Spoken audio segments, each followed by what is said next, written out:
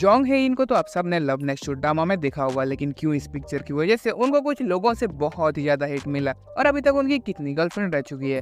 इस वीडियो में हम आपको जोंग ही से जुड़े कुछ ऐसे फैक्ट्स बताएंगे जो शायद ही आपको मालूम हो। So get ready to dive. Number 1, Jong ही का जन्म अप्रैल 1988 को साउथ कोरिया में हुआ था और उनकी पर्सनैलिटी की बात करें तो रियल लाइफ में बहुत ही ज्यादा स्ट्रेट फॉरवर्ड नेचर के हैं और अपनी फीलिंग्स को खुल के एक्सप्रेस करते हैं। नंबर 2, जोंग की फैमिली साउथ कोरिया में वेल नोन है और जोंग के ग्रेट ग्रैंडफादर का नाम है जोंग क्यागॉन जो जोसे नेहरा के एक इन्फ्लुएंसर फिगर थे और उन्होंने फिलोसफी, साइंस और गवर्नमेंट के लिए बहुत सारी किताबें लिखी है। जोंग के पेरेंट्स साउथ कोरिया के सोकर में एक हॉस्पिटल को चलाते हैं और उनके बिजी शेड्यूल की वजह से जोंग की परवरिश ज्यादातर उनके ग्रैंड पेरेंट्स ने किया है। कॉलेज में उनको बायोटेक्नोलॉजी डिपार्टमेंट में एडमिशन लेना था, लेकिन एंड मोमेंट पे अपने पेरेंट्स को बिना बताए उन्होंने ब्रॉडकास्टिंग एंटरटेनमेंट डिपार्टमेंट में एडमिशन ले लिया और जब उनके पेरेंट्स को इसके बारे में पता चला तो जोंग से काफी ज्यादा नाराज थे। बाद में उन्होंने कॉलेज के एक इवेंट में जोंग का परफॉर्मेंस को देखा और उनके परफॉर्मेंस की बहुत ही ज्यादा तारीफ किया। नंबर 4, 21 साल की उम्र में उन्होंने 2 साल की मैंडेटरी मिलिट्री सर्विस को ज्वाइन किया था और वहाँ पे उनको अपने एक्टर बनने की ड्रीम के बारे में पता चला। उनका एक्टर बनने का जुनून इतना ज्यादा था कि उन्होंने अपने मिलिट्री ईयर में 12 केजी से भी ज्यादा का वेट लॉस किया था।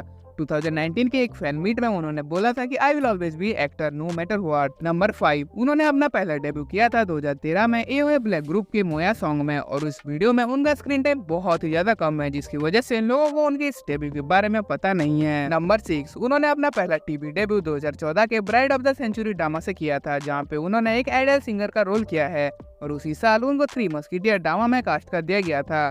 नंबर 7, 2014 से 2016 के अंदर उन्होंने कई सारे टीवी सीरीज में अपना कैमियो किया था, लेकिन उनको पॉपुलैरिटी मिलना शुरू हुआ ड्रामा गॉब्लिन से जहाँ पे उन्होंने एक बेसबॉल प्लेयर का रोल किया है। नंबर 8, 2017 में ड्रामा वर्ल्ड वार स्लीपिंग में उन्होंने एक पुलिस ऑफिसर का रोल किया था और वही ड्रामा उनका एक्टिंग ब्रेक थ्रू था और उस ड्रामा में उनका परफॉर्मेंस लोगों को बहुत ही ज्यादा अच्छा लगा और ड्रामा के एयरिंग के टाइम नेवर साइड में वो मोस्ट जज कोरियन के लिस्ट में नंबर 1 पे थे। नंबर 9, इतने सारे कैमियो करने के बाद भी उनको अपना पहला लीड ड्रामा ऑफर नहीं हुआ था और उन्होंने बहुत सारे ड्रामा में कैमियो किया था और 2018 में उनको अपना पहला लीड ड्रामा ऑफर हुआ जिसका नाम था समथिंग इन द रेन और उस ड्रामा में उनके साथ हमें सॉन्ग ये जीन एज फीमेल लीड देखने मिलेंगे।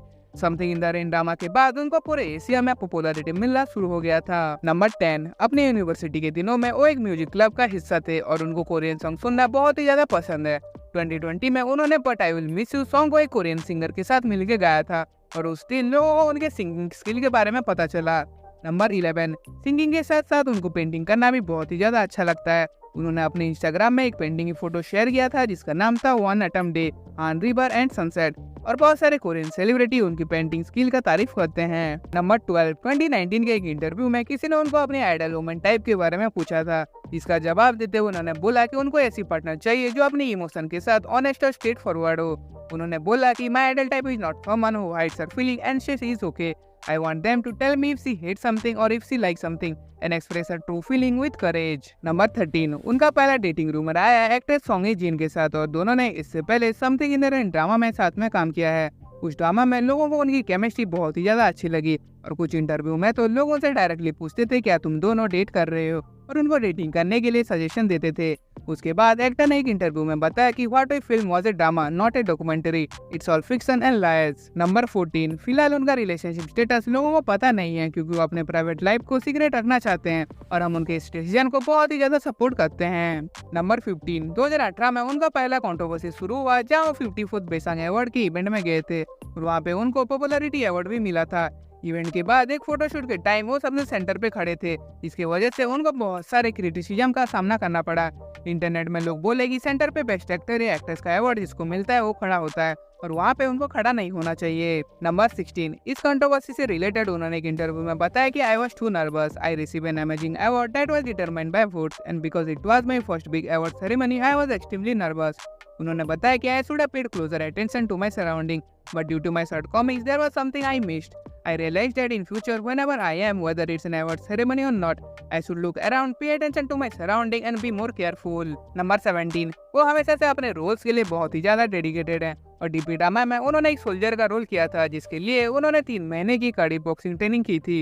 नंबर 18, 2019 में उन्होंने खुद का एक ट्रैवल वैरायटी शो को होस्ट किया था जिसका नाम था जोंग इन ट्रैवल लॉग। उस सीरीज में आपको जोंग के पर्सनल लाइफ के बारे में पता चलेगा और लोगों ने इस वैरायटी शो को बहुत ही ज्यादा प्यार दिया। नंबर 19, 2019 के एक इंटरव्यू में उन्होंने बताया कि उनको प्रोफेशनल और पर्सनल लाइफ को अलग अलग रखने में काफी परेशानी होती है, क्योंकि वो अपने कैरेक्टर के साथ इमोशनली कनेक्ट हो जाते हैं।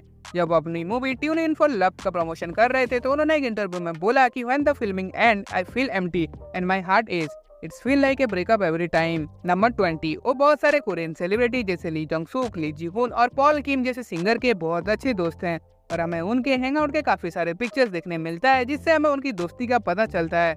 नंबर 21, वो दिल से बहुत ही ज्यादा अच्छे हैं और उनको अपने क्लोज फ्रेंड्स को गिफ्ट देना बहुत ही ज्यादा अच्छा लगता है।